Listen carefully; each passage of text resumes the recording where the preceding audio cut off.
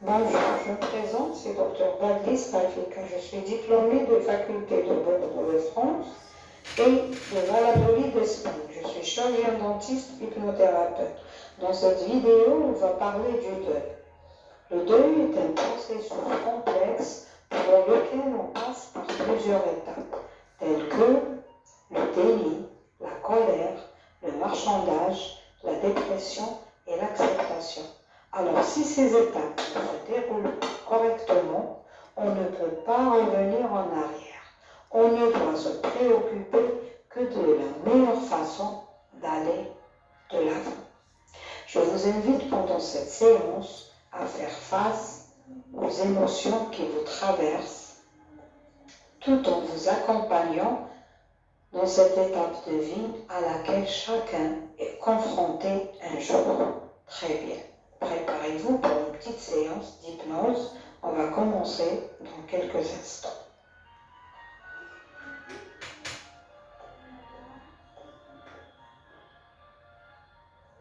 Installez-vous confortablement, détendez-vous. Vous êtes bien placé pour oublier les dérangements qui vous empêchent de bénéficier de cette séance. Et tandis que vous entendez ma voix, remplissez bien vos poumons d'air pur tout en inspirant profondément et en fermant les yeux. Imaginez-vous en train de suivre cette inspiration qui distribue de l'air pur dans tout votre corps, de la tête aux pieds. Expirez. Faites ressortir les impuretés et toutes les idées négatives. Bien. Inspirez. Expirez. Encore. Inspirez. Expirez. Jusqu'à ce que la paix s'installe de plus en plus profondément.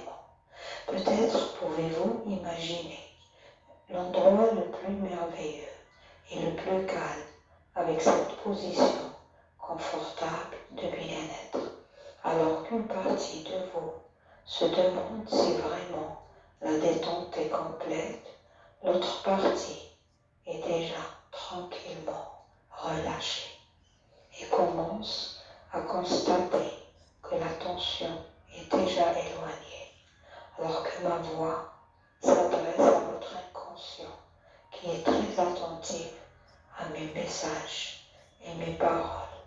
Cet inconscient qui est la partie la plus puissante de vous et qui contrôle toutes les fonctions de votre corps, du battement du cœur aux moindres réparations cellulaires et qui renferme toutes les informations de votre vie entière.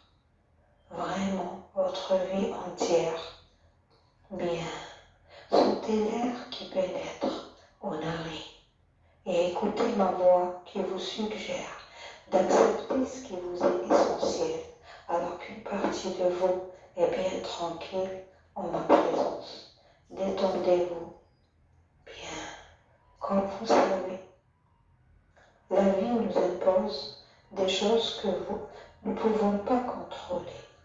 Mais nous avons toujours le choix de la façon dont nous allons vivre cela et surtout nous y adapter. Si nous n'acceptons pas les choses de la vie, nous coulons.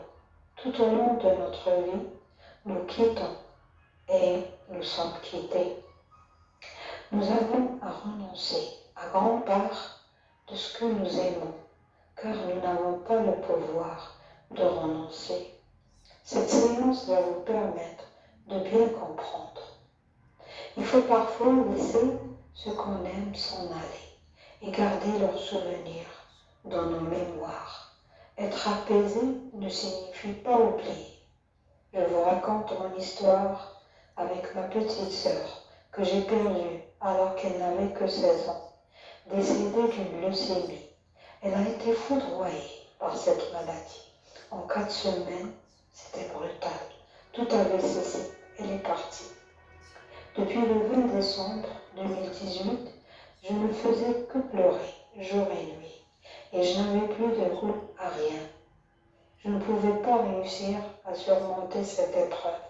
Perdre une très jeune fille est une expérience si révoltante. La peine a été trop forte, profondément blessée et surtout culpabilisée de ne pas l'avoir assistée un jour. Jusqu'à me détester. Pourquoi j'ai été tellement occupée par mon travail, mon foyer et mes enfants? Pourquoi j'ai abandonné ma petite sœur qui nous a été confiée par notre maman, dont le corps est habité par la maladie d'Alzheimer? C'était très difficile à accepter. Cette situation était vraiment difficile. J'étais démunie face à sa mort, impuissante, enrobée surtout de la culpabilité. Ça a sombré ma vie. Je voulais m'endormir toujours juste pour m'enfuir et pour considérer ça comme un rêve.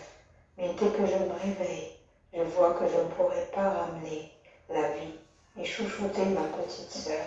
Bien au contraire, les images de vie se succédaient, des photos sur Facebook, des gestes mafus qui lui ressemblaient.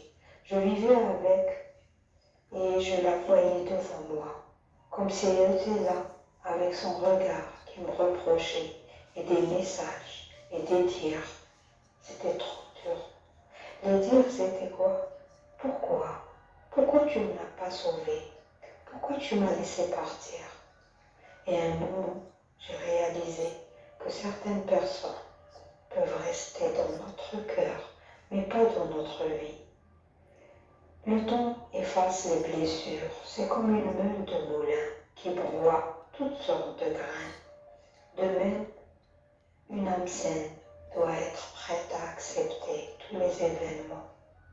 Nous devons laisser aller la vie que nous avons planifiée et accepter celle qui nous attend, accepter les risques inévitables de la vie. C'est ce qui fait la noblesse de la condition humaine.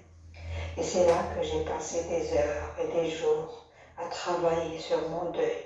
Je faisais des séances d'auto-hypnose. Je méditais pour faire rejaillir cette lumière de vérité. Et enfin, j'ai accepté. J'ai renoncé à la révolte et à la culpabilité. Cela m'a complètement transformée, dans le sens où je veux profiter de la vie ici et maintenant. Et j'ai compris que la capacité de se remettre d'une blessure n'est pas fonction de sa profondeur, mais elle dépend de notre capacité à l'accepter. Être apaisé ne signifie pas oublier. Les gens qu'on aime restent toujours gravés dans nos mémoires. On les aime même morts. Mais nous, en tant que vivants, il faut bien vivre ça sans eux.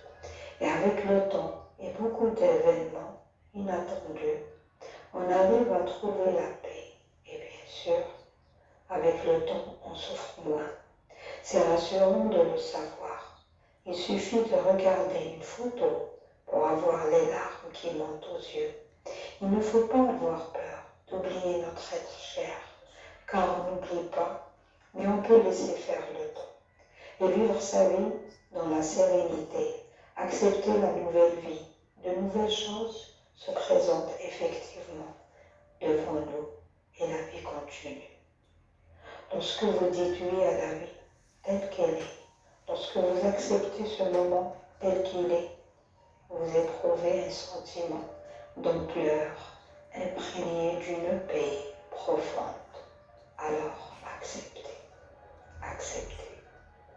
Les fleurs ne poussent pas parce que tout tranquillement, elles permettent aux rayons de soleil de venir jusqu'à elles. Vous devez faire de même. Accepter ce qui s'est produit et chercher à voir comment faire face, chercher le moyen d'améliorer la situation et surtout d'en faire quelque chose de positif. Si vous voulez goûter au bonheur de la vie, acceptez l'inévitable. Une chose est certaine, si vous voulez l'arc-en-ciel, Vous devez accepter la pluie. Tout ce que nous aimons profondément devient une partie de notre vie. Et ne tentez pas de faire disparaître votre chagrin.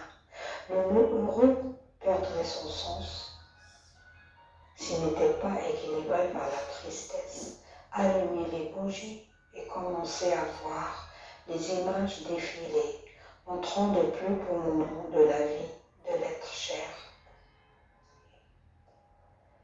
L'être cher, avec ces images qui l'ont apporté de plus de joie et de bonheur. Et ajoutez des images de votre bonheur, partagez ensemble. Vous vous voyez tous les deux souriants. Vous pouvez voir que vous avez participé à son bonheur en profitant de la vie. C'est ainsi qu'il convient de se souvenir et que l'on prolonge nos vies de joie et de bonheur. Et ainsi la victoire est déjà accomplie. Je vous félicite. Vous avez bien réussi à faire le deuil. Et progressivement, vous prendrez goût à la vie. Et même parfois, vous pensez à cette personne qui vous manque et les souvenirs, son sourire, même s'il y a toujours de l'émotion, vous sentez sa présence dans votre corps. Bien, ce sourire qui passe devant vos yeux et qui pénètre dans votre cœur et qui veille sur vous. Très bien. Et maintenant que vous êtes en paix, je vous accorde cette douce musique qui va vous imprégner d'amour, de pardon, de gratitude, tout en ancrant profondément ces mots à l'intérieur de vous. Désolé, pardon, merci, je t'aime.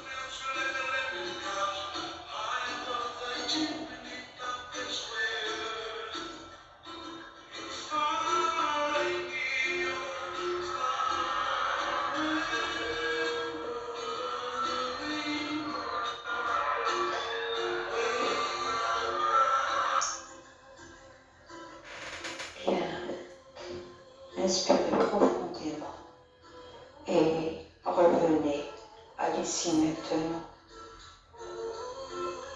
Bien.